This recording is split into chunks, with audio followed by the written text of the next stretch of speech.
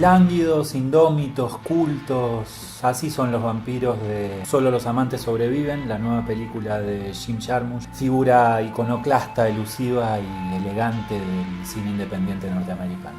Bueno, bienvenidos, somos Fabián Roberti, realizador, guionista, productor y a veces crítico de cine. Ignacio Berguilla, docente, realizador cinematográfico, guionista, camarógrafo y algunos otros oficios. Y nos vamos a estar ocupando en este caso de un estreno que de manera exclusiva vamos a estar presentando en estos días. Bueno, decíamos la película en cuestión es Solo los amantes sobreviven, O su nombre original en inglés, Only Lovers Left Alive, que tiene como protagonistas a Tilda Swinton y a Tom Hiddleston, encarnando a dos vampiros bastante particulares, podríamos decir, ¿no? Con personalidades marcadamente diferentes. Ella bastante optimista, alguien a quien los siglos ponen cada vez más linda, en mi opinión.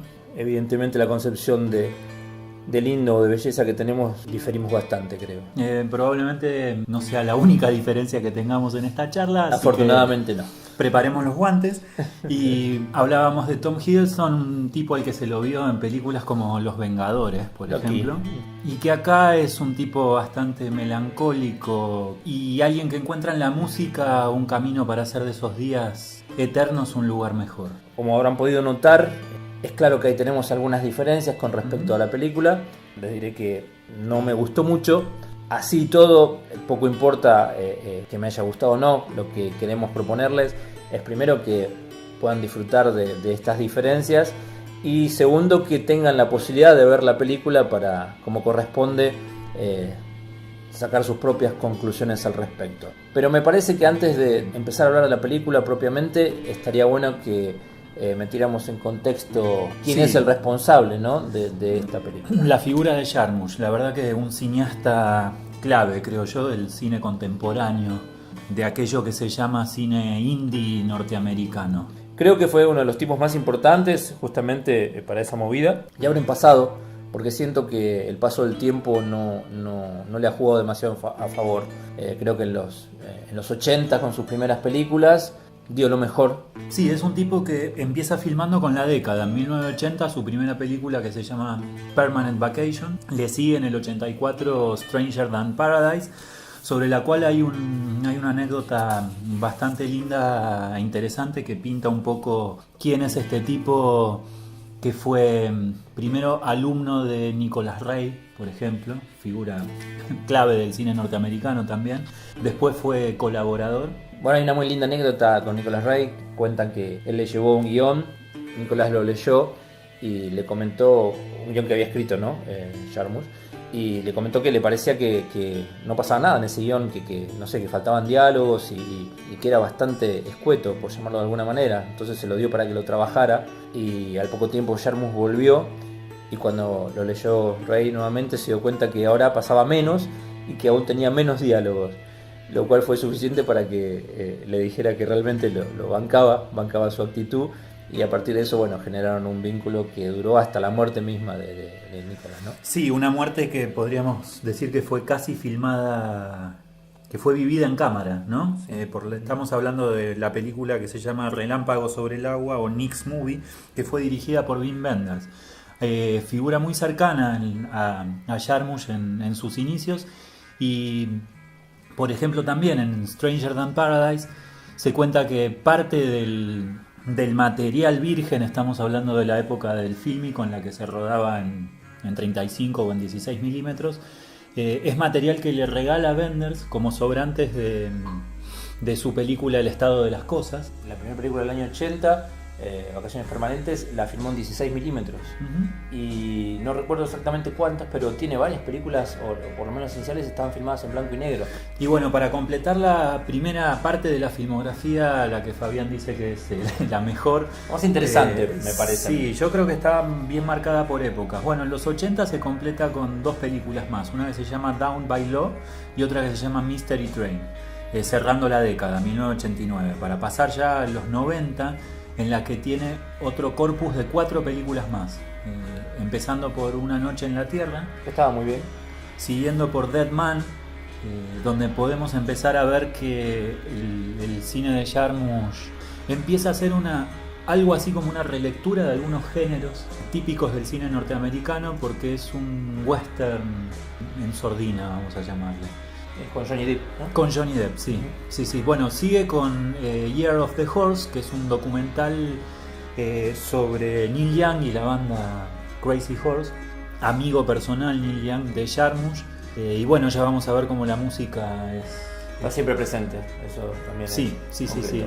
Podríamos ya también comentar que Jarmusch es músico, tiene una banda que se llama Skewel y que componen bastantes de las bandas originales que escuchamos en sus películas y en Solo los amantes también.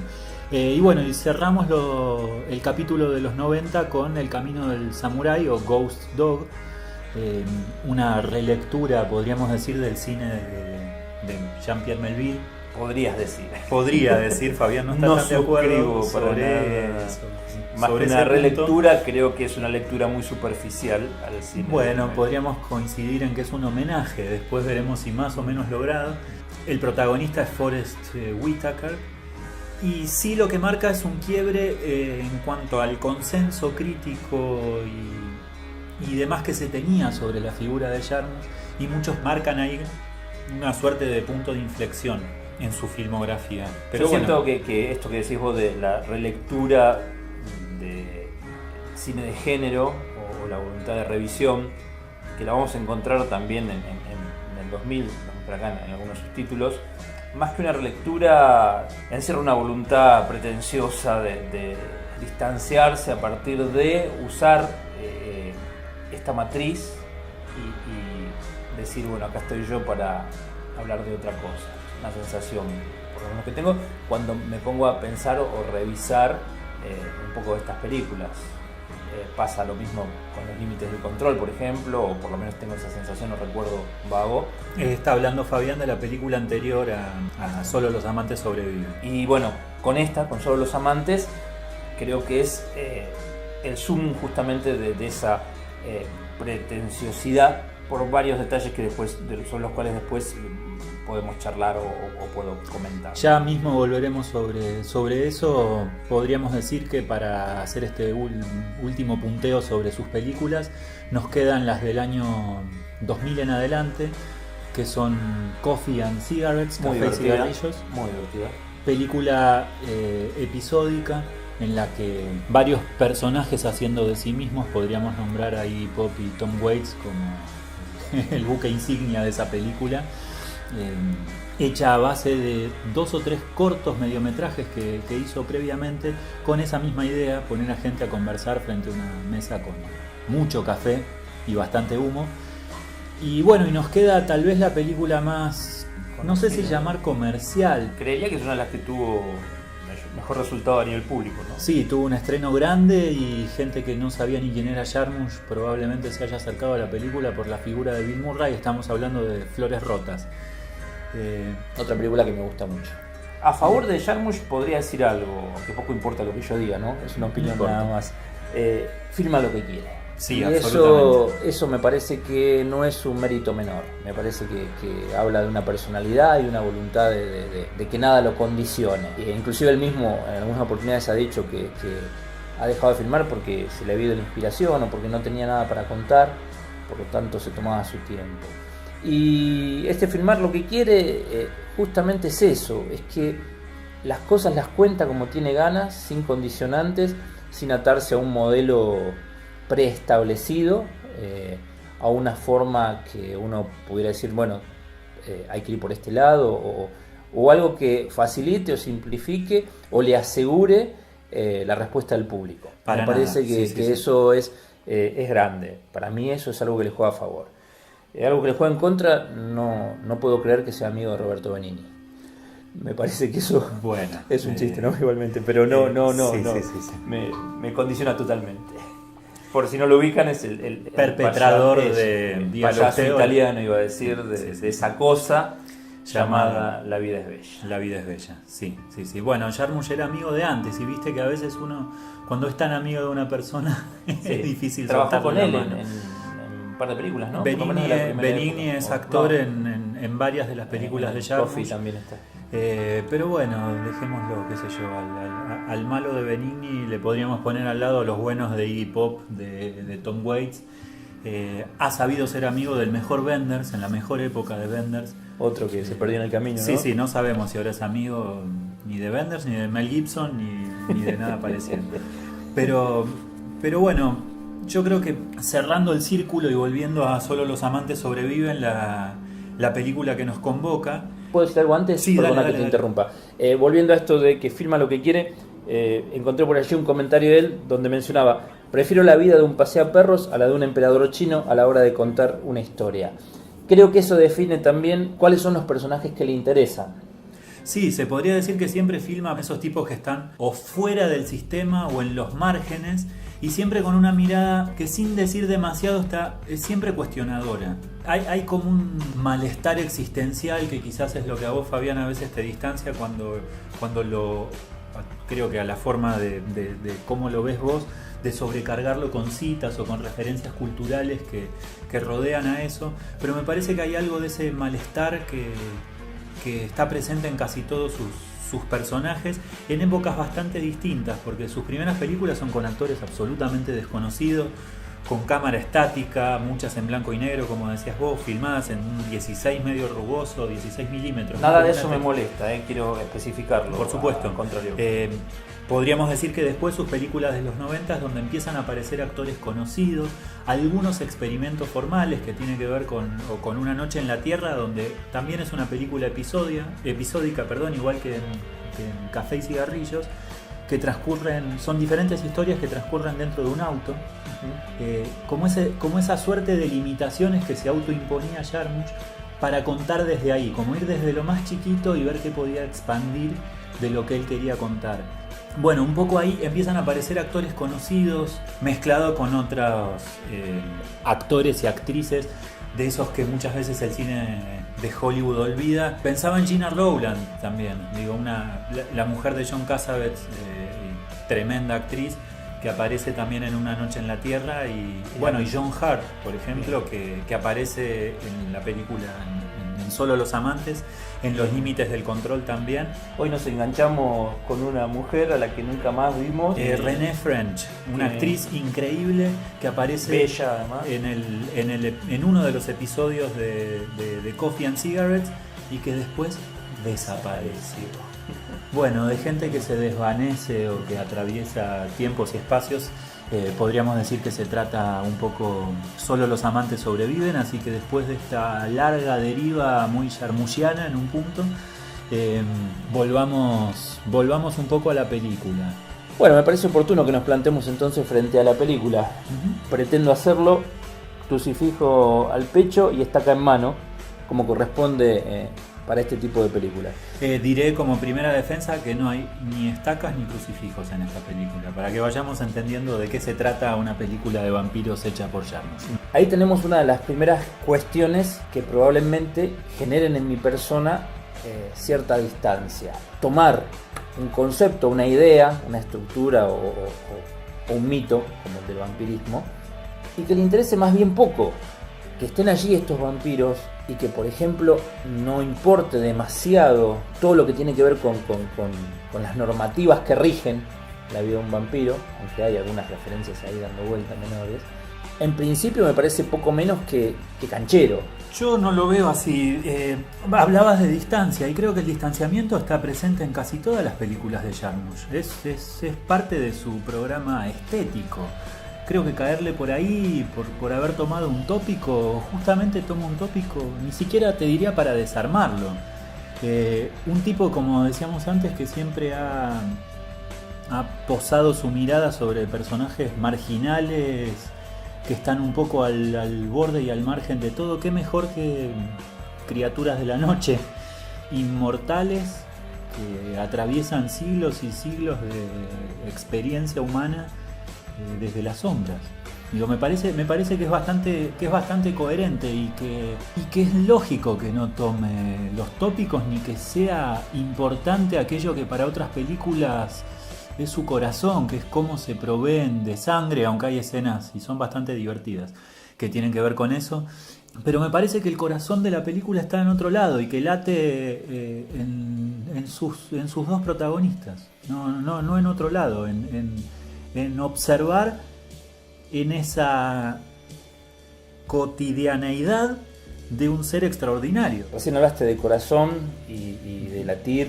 Creo que usando la misma figura, me parece que son películas que es una película, perdón, el fallido, pero quizás funcione como definición también de lo que me pasa con el cine de Jarmusch. Es una película sin corazón, sin sangre, pero con mucha cabeza. Y esa cabeza funciona no solo por inteligencia, sino que el uso de esa inteligencia, de esa capacidad indudable, nos distancia como espectadores, nos quita toda posibilidad de sensibilidad, teniendo además, como tenemos, la figura eminentemente romántica del vampiro, si queremos ir por ese lado, dejando de lado lo violento. ¿Y por qué voy para ese costado? Porque no se me ocurre pareja menos romántica o sensual o sanguínea que la que elige como protagonistas. Me estoy corriendo un poco, me estoy dispersando un poco, pero quizás vamos para el lugar que estaba mencionando. Y volviendo a algo que vos mencionás, esto de no tener corazón, yo lo asocio con lo que dije antes. Hay una voluntad de revisión de distintos tópicos, no sé, el samurái, como decía antes, o una especie de policial negro, noir, como es Los límites del control, o que pretende serlo. Y yo creo que no pretende serlo, que ahí es donde no vamos a coincidir, bien, porque es una película que hasta te podría estar dando un argumento para que la critiques. Cuando digo es puro clima o pura atmósfera, y justamente está contradiciendo lo que vos estás esperando, que sea una película que vaya a desentrañar la línea narrativa de, en ese caso, de un asesino, o acá de dos vampiros que deben proveerse de sangre, que deben cuidarse de la luz y toda esa sarta de cuestiones que trae la imaginería vampírica en un sentido más raso, vamos a decirle. Yo creo que acá eso está en la trama, el tipo no lo elude, eso es parte del argumento. Va a haber escenas donde tienen que proveerse de sangre, va a haber escenas donde tienen que cuidarse de la luz, pero eso ya lo vimos 1000 veces. Y digo, Jarmusch va para otro lado, y creo que lo que vos sentís como falta de corazón y demás, yo te lo retruco con algo. La película es muy divertida y es una comedia distanciada, sí, si se quiere, hasta podemos decir que es un humor seco, no hay dudas, pero me parece que está claro desde el vamos que la película va a ir por ese lado. Es una película en la que casi no hay violencia. Los pocos elementos violentos que hay están vinculados con el humor. Está ahí, de acuerdo, totalmente. Pero dijiste, distanciada y seca. Sí. Y eso que acabas de mencionar responde de alguna manera a qué es lo que me pasa a mí con la película. Yo me siento como espectador y me siento un poco distante de lo que estoy viendo. Y no demasiado atraído por este material. Es evidente que hay una voluntad del director, pero siento que esa voluntad es de alguna manera selectiva. O sea, no creo, una película que en los primeros 10 minutos me mete 15 nombres propios de personajes históricos con los que estos vampiros se cruzaron. Me parece que con una o dos citas el chiste estaba bien y se entendía. 10 o 15, ya estamos hablando de otra cosa. Yo no sé si son 10 o 15. Estoy exagerando igual. Sí, por supuesto, pero bueno, hágase cargo, don Fabián. No, está bien. Por eso yo creo que ese sistema de citas y referencias, sean 10 o 15 en la película, está muy claro que son muchas más. Para mí tiene el enorme mérito de no molestar. Yo no veo pedantería ahí. Y yo creo que caen justos dentro de la trama. ¿Y por qué? Por algo que mismo vos decías y que tiene que ver con la naturaleza de los personajes.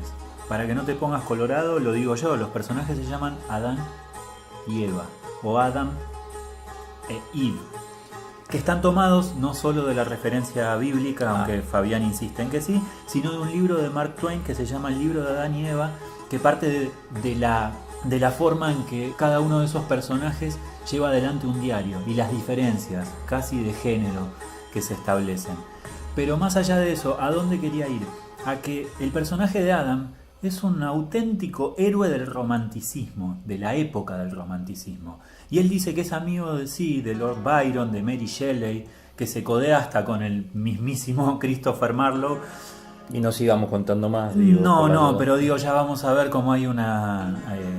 qué sé yo, hay un retrato de Shakespeare el que tiene un cuchillazo clavado donde Marlowe lo acusa de farsante. Parte de eso está contado en clave de humor. Y lo que quiero decir es que si presentás un personaje que vivió durante siglos y que de alguna manera no pudo despegarse de ese espíritu del romanticismo de siglos atrás, no me parece que esas citas, aparte, a mi modo de ver, están dichos con una gracia infinita por Tilda Swinton, y donde vos ves una pareja que es la antítesis de cualquier pareja de vampiros que hayamos conocido.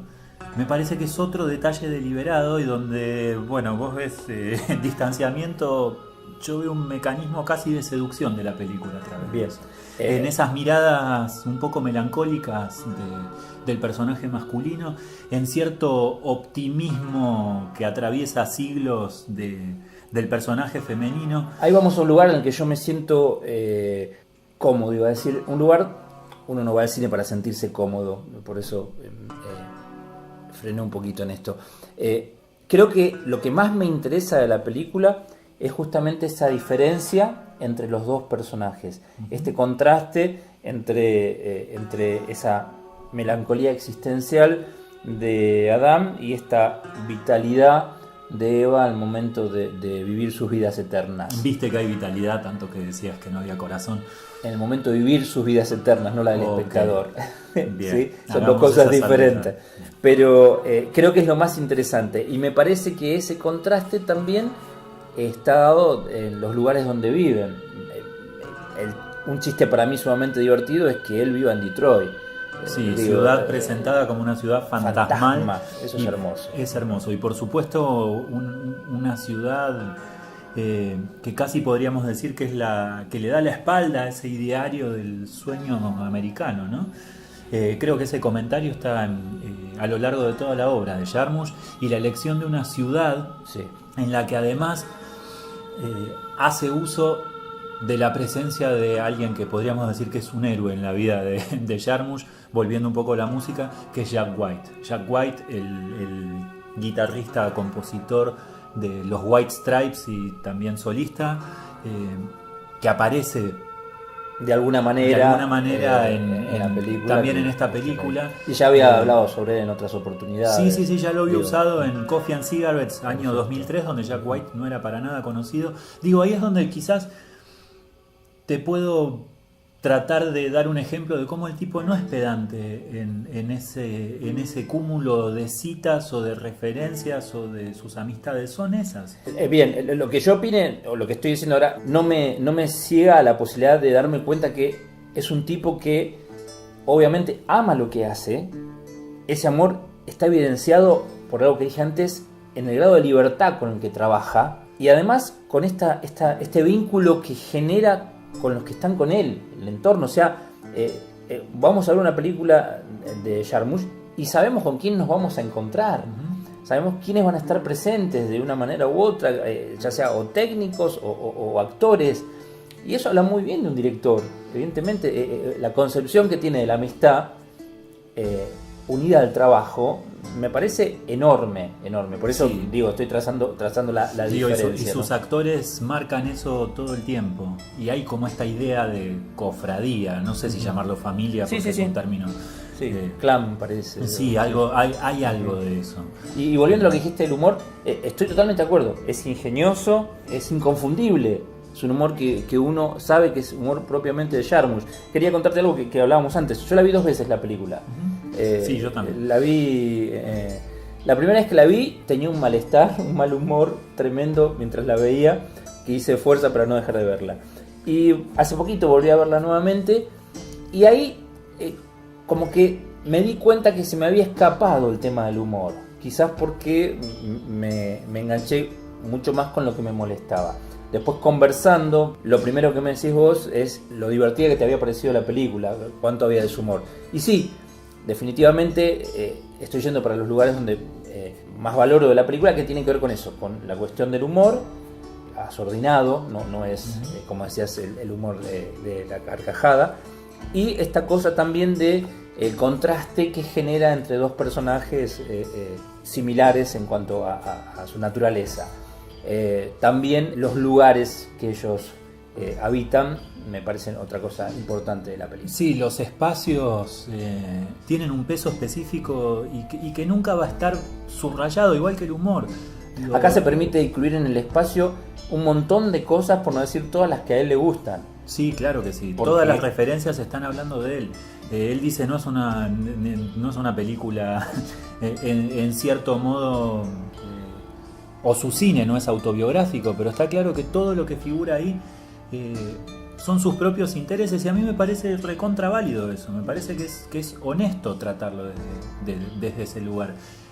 Es un tipo, podríamos decir, culto, sí. Excéntrico. Probablemente. Excéntrico y recontra cinéfilo también. Y está lleno de citas cinéfilas en la película. Pero a mí me parece que, más allá que uno las pesque o no, la película se sostiene igual. Esta como su obra también. Yo no sé si es tan exigente con el espectador. Yo creo que acá los nombres, se nombra a Fausto, qué sé yo, se habla del doctor Strangelove. Un saludo, un beso a Kubrick allá donde quiera que esté. Ese gran fotógrafo, ¿no?